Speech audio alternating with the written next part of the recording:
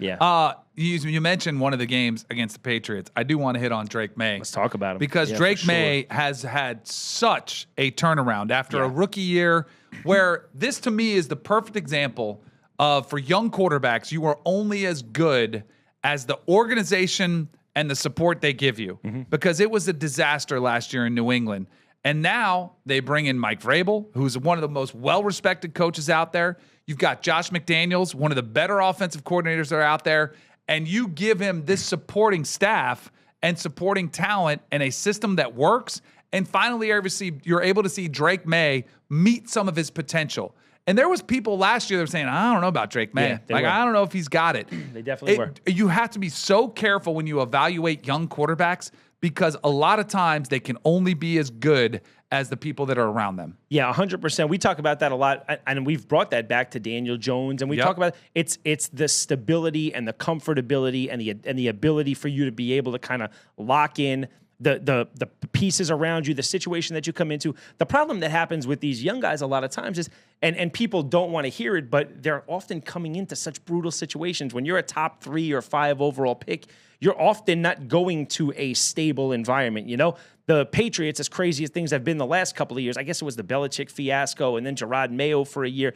They did have Robert Kraft there, who was around all that winning. So as soon as he pulled Vrabel in, he gave him kind of the reins and gave him the keys to the castle.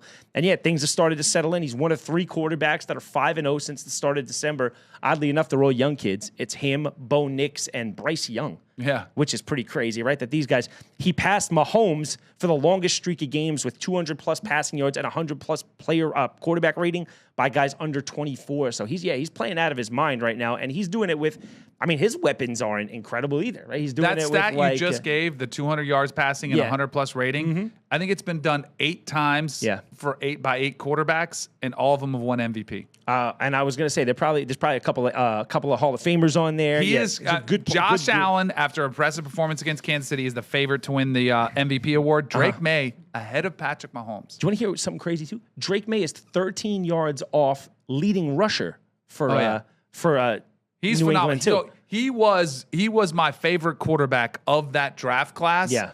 And after last year, I was like, oh, man, was I wrong on that? I popped in some film of Drake Maye, his second or third game starting in North Carolina against App State. It's like the first time he played, and I was like, it was a 62-59 type of shootout. And I watched the game film, and I was like, this kid is special. The way he was moving in the pocket, the way he felt pressure, the way he was getting the ball out, very quick, easy release.